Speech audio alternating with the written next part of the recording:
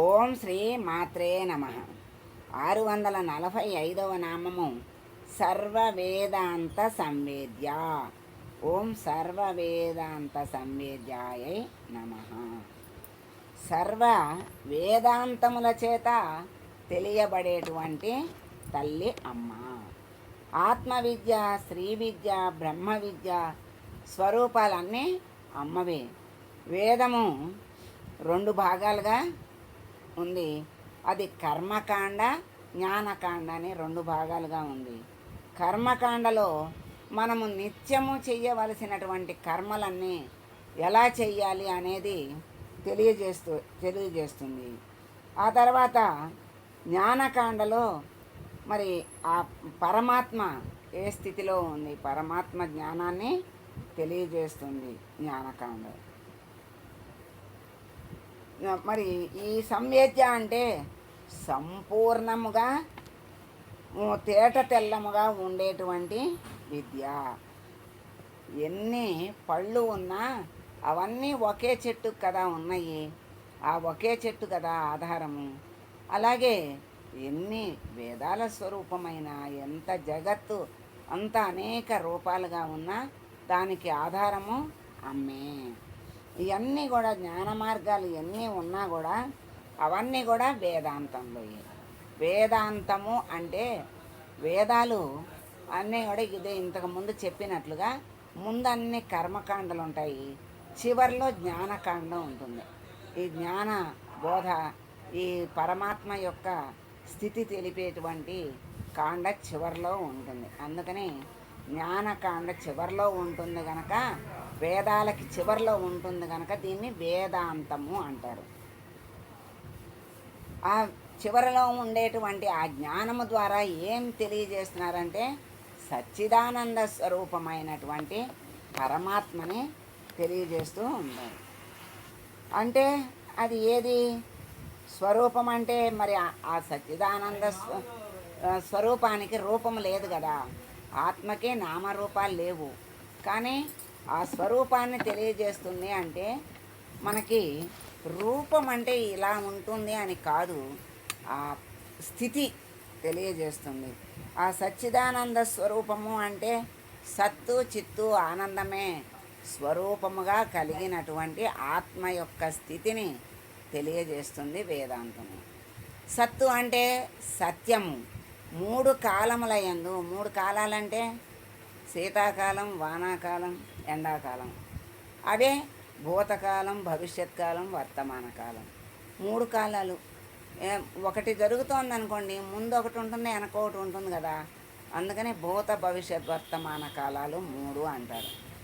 ఈ 3 కాలములు యందు ఏకరీతిగా ఏదైతే ఉంటుందో అదే సత్తు, అదే సత్యము, అదే నిత్యము. అటువంటి ఆత్మస్వరూపానికి ఈ సత్యస్వరూపము ఉంటుంది. నిత్యముగా ఎప్పుడూ ఒకే రీతిగా మార్పులు లేకుండా ఉంటుంది అని చెప్తారు. చిత్తు అంటే ప్రకాశము. ప్రకాశమే తానే ప్రకాశ స్వరూపమని. ప్రకాశం అంటే వెలుగు. వెలుగులో ఉన్నది ఉన్నట్లు కనపడుతుంది. వెలుగులో ఉన్నది ఉన్నట్లు కనపడుతుంది. మరి చీకట్లో లేనిది ఉన్నట్లుగా, ఉన్నది లేనట్లుగా మనకి భ్రమ కలిగి భయభ్రాంతులకి గురి చేస్తుంది. దానికి ఉదాహరణ చీకట్లో తాడుని పాముగా భావించటము, భయభ్రాంతులకి గురి అవ్వటము, అది మనకి తెలియజేస్తుంది. అలా చిత్తు స్వరూపము ద్వారా మరి అట్లా అది చిత్తు స్వరూపము ద్వారా ఉన్నది ఉన్నట్లుగా తెలుసుకునేటువంటి స్థితి వస్తుంది. అప్పుడు ఆ లైట్ వేసుకుంటే అప్పుడు తాడు మనం పాముగా భావించి భయపడినటువంటి భ్రాంతి పడినటువంటి ఆ స్థితి పోయి ఉన్న వస్తువు మనకి గోచరం అవుతుంది. ఉన్న వస్తువు గోచరం అవటం అంటే సత్య వస్తువు అక్కడ ఏదైతే ఉందో అది మనకి కనపడుతుంది. వెలుతురులో ఉన్నదేదో కనపడుతుంది, లేనిది లేనట్లే ఉంటుంది. చీకట్లో లేనిది ఉన్నట్లుగా, ఉన్నది లేనట్లుగా భ్రమపడతాం, భయపడతాం.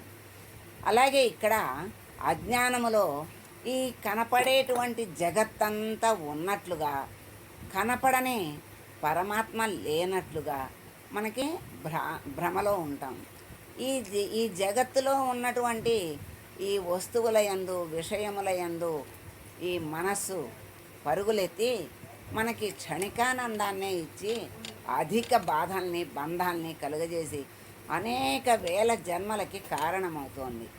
అదే ఉన్నది ఉన్నట్లుగా జ్ఞాన ప్రకాశముతో, జ్ఞానముతో ఉన్న సత్య వస్తువుని, ఆత్మ వస్తువుని తెలుసుకున్నట్లయితే ఈ జన్మలు లేకుండా మోక్షస్థితి వస్తుంది. జన్మ దుఃఖం జాయా దుఃఖం పునః పునః అంటారు. అంటే ఈ పుట్టటము, వెళ్ళటము, చావటము అనేవి మళ్ళీ జరుగుతూ ఉంటాయి. ఇవన్నీ కూడా బాధలకి కారణమవుతూ ఉంటాయి, దుఃఖాలకు కారణమవుతూ ఉంటాయి. ఇవన్నీ లేకుండా, దుఃఖం లేకుండా ఉండాలి అంటే జన్మ లేకుండా పోవాలి. జన్మ లేకుండా పోవాలి అంటే బంధము లేకుండా పోవాలి. బంధము లేకుండా పోవాలి అంటే కర్మ లేకుండా పోవాలి. మరి కర్మ లేకుండా ఎలా పోతుంది? మనం జన్మించిందే కర్మ. కర్మ చెయ్యని వాడంటూ లేడు. అందరూ కర్మ చేసేటువంటి వాళ్ళే. నే కర్మ చెయ్యను అంటే ఎవరికి ఒప్పదు. ఎవరు ఆ స్థితిలో ఉండరు, ఉండలేరు అని మనకి చెప్తున్నాడు. ఎందుకని నేనే పని చేయట్లా, ఇలా కూర్చున్నాను అంటే నీ నిత్యకృత్యాలు కర్మలే. నీ పనులన్నీ, నీ పని నువ్వు చేసుకున్న కర్మే. ఆఖరికి ఏమీ చెయ్యలేని స్థితిలో మంచంలో ఉండి శ్వాస తీసుకున్నా, శ్వాస వదిలేంత వరకు ఆ శ్వాస తీసుకోవటం కూడా కర్మే. అందుకని కర్మ చెయ్యట్లేదు, కర్మ లేదు నాకు అనుకునే అవకాశం లేదు. కర్మజీవులు ఈ భూమి మీద వచ్చినటువంటి ఇది కర్మభూమి, కర్మజీవులే అందరూ. ఈ కర్మజీవులు కర్మ నుండి తప్పించుకోవాలి అంటే జ్ఞానాన్ని సంపాదించుకుంటే ఆ కర్మ నుండి తప్పించుకుంటారు, ఆ జన్మల నుండి తప్పించుకుని మోక్షాన్ని పొందుతారు. అందుకని ఆ చిస్వరూపమైనటువంటి వెలుగులో ఉన్న ఆత్మని తెలుసుకోవాలి. లేని జగత్తును లేనిదిగా భావించి, అలా మనకి స్వప్నం వస్తుంది. స్వప్నంలో వచ్చిన అనుభవాన్ని జాగ్రత్తలో మనం దాన్ని లెక్కలో తీసుకోము. అది స్వప్నమే కదా అని వదిలేస్తాం. అలాగే ఈ జగత్తు కూడా ఒక స్వప్నము లాంటిది.